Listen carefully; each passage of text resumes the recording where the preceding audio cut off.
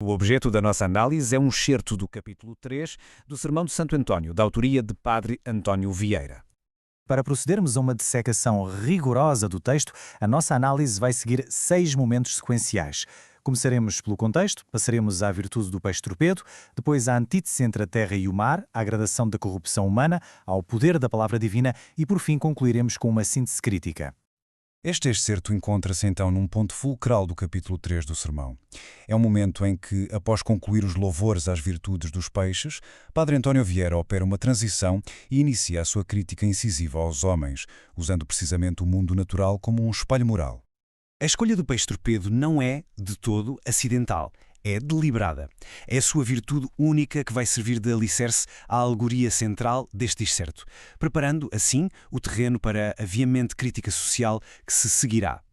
Analisemos agora a virtude específica do torpedo. O modo como esta virtude se transmite é de facto um elemento fulcral na argumentação de Vieira e está, como veremos, carregado de uma profunda ressonância simbólica. Vieira seleciona este peixe precisamente pela sua qualidade singular, quase paradoxal. A sua capacidade de gerar descargas elétricas e, com isso, provocar um tremor mesmo à distância, serve como uma metáfora exata para o arrependimento, para o toque da consciência ou até para a intervenção da graça divina na alma do pecador. É através desta interrogação retórica que Vieira enfatiza a eficácia imediata, a força desta virtude do peixe.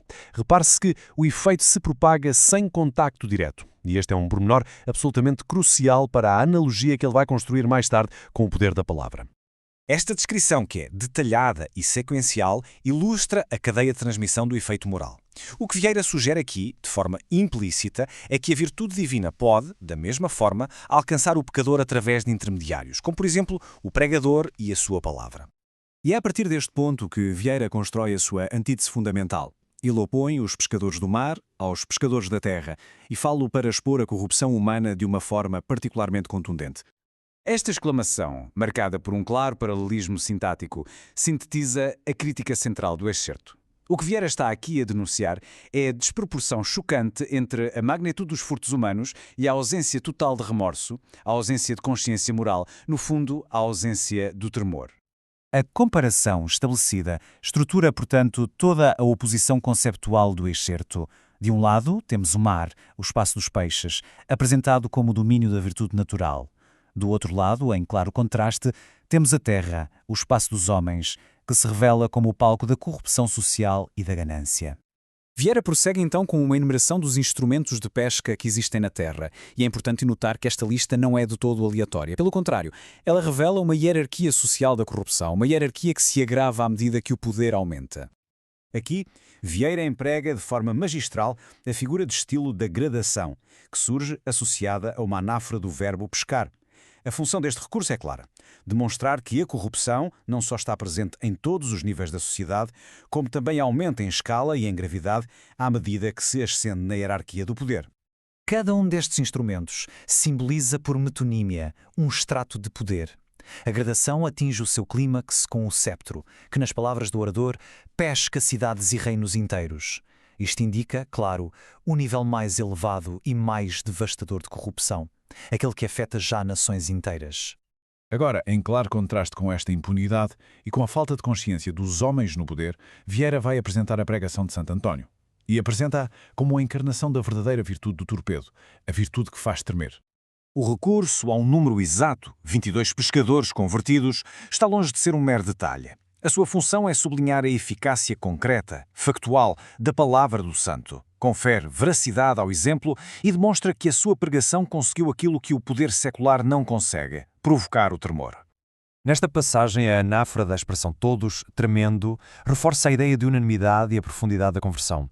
O uso do gerúndio, tremendo, ecoa de forma direta ao efeito do peixe torpedo e evidencia o poder transformador da palavra divina. Um poder que leva à confissão, à restituição e, por fim, à emenda.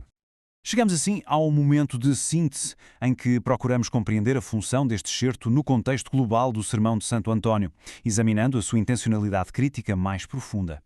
Podemos, então, resumir a correspondência sistemática que Vieira estabelece entre os elementos do mundo natural e os alvos da sua crítica. A alegoria funciona, na prática, como um código que permite ao orador criticar a realidade de uma forma que é indireta, mas ao mesmo tempo perfeitamente inequívoca. A intenção final de Vieira é, portanto, demonstrar como o mundo natural, na sua pureza, na sua ordem divinamente instituída, serve simultaneamente de espelho e de condenação para os vícios da humanidade.